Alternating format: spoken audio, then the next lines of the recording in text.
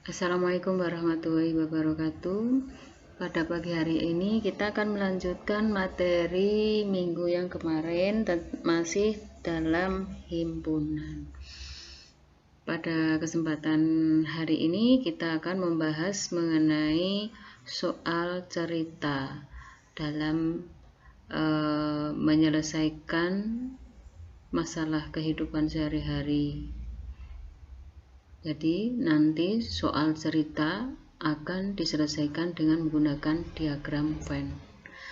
Kalian masih ingat bagaimana cara membuat diagram Venn? Ini ada satu contoh diagram Venn, bentuknya seperti ini. Kita membuat persegi panjang dulu, kemudian di pojok kiri atas nanti diberi huruf S sebagai semestanya. Kemudian kita membuat kurva sederhana A dan juga B. Kalau ada dua himpunan seperti ini dan saling berpotongan, maka yang berada di bagian tengahnya ini itu disebut dengan irisan, atau biasanya dalam soal cerita dikatakan suka A dan B atau suka keduanya.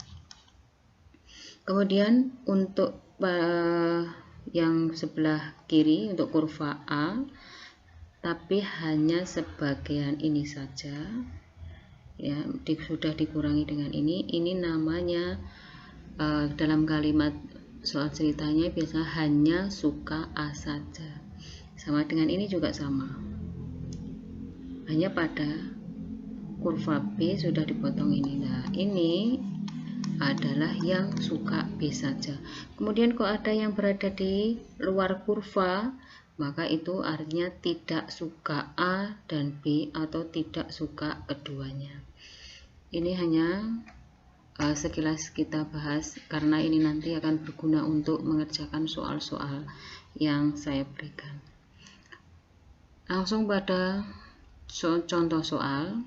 Ada beberapa contoh soal, kamu perhatikan, kamu pahami, kamu simak baik-baik. Ini nanti yang bisa kamu gunakan untuk mengerjakan soal latihan di akhir pertemuan nanti. Soal yang pertama berupa soal cerita. Dari 40 siswa kelas 7, 23 siswa gemar MTK, 18 siswa gemar bahasa Inggris, dan 4 siswa tidak gemar keduanya. Dan yang ditanyakan adalah berapa banyaknya siswa yang gemar matematika dan juga bahasa Inggris. Di sini ada pilihan A, B, C, D. Nanti kamu kerjakan jawabannya apakah A 4, B 5, C 6 atau D 7. Mari kita jawab bersama. Kita akan mengerjakan soal cerita ini dalam bentuk diagram Venn. Pertama buat persegi panjang dulu, kemudian membuat kurva karena di sini ada dua himpunan, yaitu gemar matematika dan juga gemar bahasa Inggris, maka ada dua, diberi kurva M dan kurvanya satunya adalah B. Di sini ada kata atau kalimat 4 siswa tidak suka keduanya. Nah, itu nanti berada di luar kurva. Kita akan masukkan dulu yang suka matematika. Kurva M itu suka matematika ada 23 orang. Kemudian kurva B yang suka bahasa Inggris itu ada 18 orang. Kemudian yang tidak suka keduanya ada 4, berada di luar kurva. Kemudian yang ditanyakan yang suka atau gemar keduanya itu berada di tengah-tengah. Karena ini ditanyakan maka diberi simbol X. Sehingga menjadi 23, yaitu yang suka membaca, dikurangi dengan yang suka membaca dan suka matematika dan suka bahasa Inggris, maka 23 dikurangi X ditulis 23 dikurangi X. Begitu juga yang suka bahasa Inggris 18 dikurangi X. Nanti kita akan cari berapakah X nya. Kemudian hasilnya itu nanti kita jumlah menjadi 23 dikurangi X, kemudian ditambah X, ditambah 18 dikurangi X, ditambah 4 harus ada 40. Kemudian 23 ditambah 18 tambah 4 itu nanti menjadi 45. Negatif X ditambah X maka habis 0. Jadi tinggal 45 dikurangi X sama dengan 40. X sama dengan 45 dikurangi 40. Jadi yang banyaknya siswa yang gemar matematika dan bahasa Inggris itu ada 5 orang. Jadi jawabannya adalah B. Kemudian yang kedua, dari 37 anak, 24 suka nasi goreng, 21 suka bakso. Jika 11 anak suka keduanya, maka berapa banyak yang tidak suka keduanya? Kita akan mengerjakan dengan menggunakan diagram Venn. Buat persegi panjang, diberi huruf S sebagai semesta, kemudian kita buat kurva sederhananya 2, 1 untuk nasi goreng dan 1 untuk bakso. Dan di sini adalah bentuknya berpotongan karena ada 11 anak yang suka keduanya. Kemudian kita masukkan masing-masing anggota kurvanya. 24 suka nasi goreng maka berada pada kurva N di lingkaran N 24. Kemudian yang suka bakso 21 dimasukkan. Kemudian yang suka keduanya berada di tengah-tengah. Jadi 11 anak itu suka nasi goreng dan juga suka bakso. Kemudian kita akan mengetahui berapa yang tidak suka keduanya, yang berada di luar kurva itu diberi simbol X karena kita belum tahu berapa banyaknya siswa yang tidak suka keduanya. Kemudian kita cari berapa yang suka nasi goreng saja. Yang hanya suka nasi goreng itu 24 dikurangi 11 sama dengan 13. Berapa yang suka bakso saja? Yang suka bakso saja ada 21 dikurangi 11 yaitu 10. Jadi berapa anak yang tidak suka keduanya? Kita masukkan penjumlahannya 13 ditambah 11 ditambah 10 ditambah X yang ditanyakan itu harus sama dengan 37 siswa. Sehingga menjadi 34 ditambah X sama dengan 37, maka X sama dengan 37 dikurangi 34. X sama dengan 3. Jadi ada 3 siswa atau 3 anak yang tidak suka keduanya atau tidak suka nasi goreng dan juga tidak suka bakso. Kemudian yang ketiga ada kegiatan baksos. 20 orang bawa sapu, kemudian 15 bawa cangkul, kemudian 8 orang bawa sapu dan cangkul, maka kita membuat seperti ini. Karena ada 8 orang yang suka yang bawa sapu sama cangkul, maka berada di tengah-tengah sebagai irisannya. Kemudian yang bawa sapu ada 20. Kemudian 20 itu yang hanya membawa sapu saja ada 20 dikurangi 8 sama dengan 12. Yang hanya membawa cangkul 15 dikurangi 8 sama dengan 7. Dan yang tidak membawa peralatan ada 4. Jadi berapa jumlah bakso seluruhnya? Jumlah banyaknya orang yang ikut bakti sosial pada saat itu adalah 12 ditambah 8 ditambah 7 ditambah 4 sama dengan 31. Jadi semua orang atau jumlah semua yang ikut baksos itu ada 31 orang. Kemudian yang keempat, dari 25 siswa suka baca, 30 siswa suka mengarang. Jika 12 orang tidak suka baca dan mengarang, maka banyaknya siswa dalam kelas tersebut. Sama, kita akan menjawabnya dengan menggunakan diagram Venn. Buat persegi panjang diberi huruf S, kemudian 2 kurva, 1 suka baca dan 1 suka mengarang.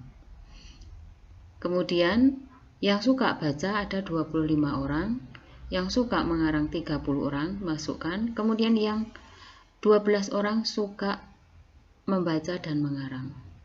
Jadi 12 orang itu suka membaca dan juga suka mengarang. Maka berapakah banyaknya siswa dalam kelas tersebut? Kita akan cari tahu berapa yang suka baca saja, yang hanya suka baca saja, yaitu 25 dikurangi 12 sama dengan 13. Yang suka mengarang saja itu ada 30 dikurangi 12 sama dengan 18. Jadi banyaknya siswa dalam kelas 13 ditambah 12 ditambah 18 sama dengan 43 orang. Itu kalau menggunakan cara diagram Venn. Kita bisa menggunakan cara yang kedua, yang menggunakan rumus. Ini dibaca banyaknya A, himpunan A gabungan himpunan B. Banyaknya anggota himpunan A gabungan B itu sama dengan banyaknya himpunan A ditambah banyaknya himpunan B dikurangi banyaknya A himpunan A irisan B. Berapa banyaknya himpunan A? Banyaknya anggota himpunan A 25, banyaknya anggota himpunan B 30, dan yang irisan A dan B ada 12. Jadi yang banyaknya himpunan A irisan B itu yang suka keduanya ada 12. Sehingga menjadi 25 ditambah 40 dikurangi 12 sama dengan 43 orang. Kemudian yang ketiga kita akan mempelajari mengenai hubungan dua himpunan. Hubungan dua himpunan itu ada beberapa jenis. Satu, himpunan ekuivalen, himpunan sama, himpunan bagian, himpunan saling lepas, dan himpunan saling berpotongan. Himpunan ekuivalen, himpunan A ekuivalen dengan himpunan B jika banyaknya anggota A sama dengan banyaknya anggota himpunan B. Ditulis dengan lambang seperti ini. Contoh, A anggotanya adalah M, E, R, A, H, maka banyaknya anggota himpunan A 5. Kemudian B, P, U, T, I, H juga banyaknya anggota himpunan B 5. Karena sama-sama 5, banyaknya anggotanya sama-sama 5, maka bisa dikatakan bahwa A ekuivalen dengan B. Ditulis himpunan A ekuivalen dengan himpunan B. Itu ekuivalen. Kemudian yang kedua, himpunan sama. Himpunan A sama dengan himpunan B jika setiap anggota himpunan A sama dengan anggota himpunan B. Atau sebaliknya, ditulis A sama dengan B. Contoh, A anggotanya adalah M, U, R, A, H. Banyaknya anggota himpunan A ada 5. Kemudian B, H, A, R, U, M. Banyaknya anggota himpunan B adalah 5. Banyaknya anggota sama-sama dengan 5, maka bisa dikatakan itu adalah ekuivalen. Terus sekarang kita lihat ada M di A, ada M di B. Ada U di A, ada U di B. Ada R di A, R di B. A di A di B. H di A dan H di B. Jadi semua anggota A ada pada himpunan B, begitu juga himpunan B ada pada himpunan A. Jadi karena setiap anggota A menjadi anggota himpunan B, maka ditulis A sama dengan B atau himpunan A sama dengan himpunan B. Kemudian kalau dibuat gambar diagram Venn, maka kurvanya cukup 1 karena anggotanya sama. Bisa dikatakan ini adalah berhimpit. Kemudian ada himpunan bagian. Himpunan A disebut bagian dari himpunan B jika setiap anggota himpunan A adalah termuat dalam himpunan B. Ditulis A himpunan bagian B. Ingat, ini adalah lambang dari himpunan bagian seperti huruf C. Contoh, A sama dengan 2, 3, 4, B sama dengan 1, 2, 3, 4, 5, 6. Anggota A 2, 3, 4 ada di anggota himpunan B. Jadi anggota A 2, 3, 4 ada di anggota himpunan B. Karena setiap anggota himpunan A ada di himpunan B, maka dikatakan A himpunan bagian B. Ini kalau dibuat dalam bentuk diagram Venn, maka gambarnya seperti ini. A yang anggotanya lebih sedikit berada di dalam anggota himpunan B, atau kurva A berada di dalam kurva B. Maka ditulis A himpunan bagian B. Kemudian yang keempat, himpunan saling lepas. Himpunan A dan himpunan B saling lepas jika tidak ada anggota A yang menjadi anggota B, atau sebaliknya, tidak ada anggota B yang menjadi anggota A. Maka lambangnya saling lepas seperti ini. Contoh, A sama dengan 1, 3, 5, 7, 9, 11. Sedangkan B 2, 4, 6, 8, 10, 12. Jadi A itu adalah ganjil dan B adalah bilangan genap. Maka tidak ada himpunan A yang menjadi anggota himpunan B, atau tidak ada anggota himpunan B yang menjadi anggota himpunan A. Maka himpunan A saling lepas dengan himpunan B. Kalau dibuat dalam diagram Venn, maka ada dua kurva yang saling lepas seperti ini. Kemudian himpunan saling berpotongan.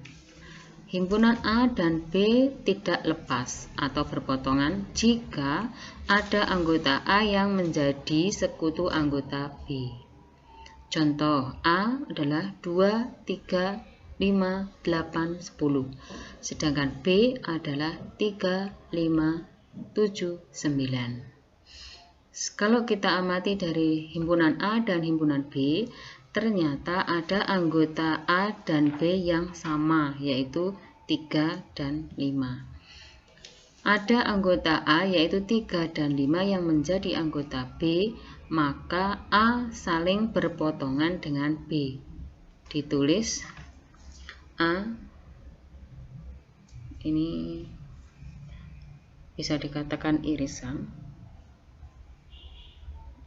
Ini seperti U yang kebalik. Kalau ini dibuat dalam bentuk diagram Venn, maka ada dua kurva yang saling berpotongan, yang berada di tengah itu sebagai irisannya atau perpotongannya. Maka seperti itu. Nah, dari penjelasan di atas atau yang tadi, mudah-mudahan kalian bisa memahami materi tadi. Untuk lebih pahamnya lagi, nanti kalian bisa buka LKS bab himpunan juga pada paket matematika. Kemudian kalau sudah kalian pelajari dengan baik, nanti kamu tulis di buku tulis materinya, juga kamu kerjakan soalnya di buku tulis, lalu difoto, terus nanti kirim ke grup matematika kalian. Ada 10 soal, mudah-mudahan kalian dapat mengerjakannya dengan baik. Kalian bisa meminta bantuan dari teman atau dari kakak atau dari orang tua, sehingga nanti kamu bisa mengerjakannya dengan benar sehingga mendapatkan nilai yang bagus. Cukup sekian pada pertemuan kali ini. Mudah-mudahan bermanfaat. Saya akhiri. Wassalamualaikum warahmatullahi wabarakatuh.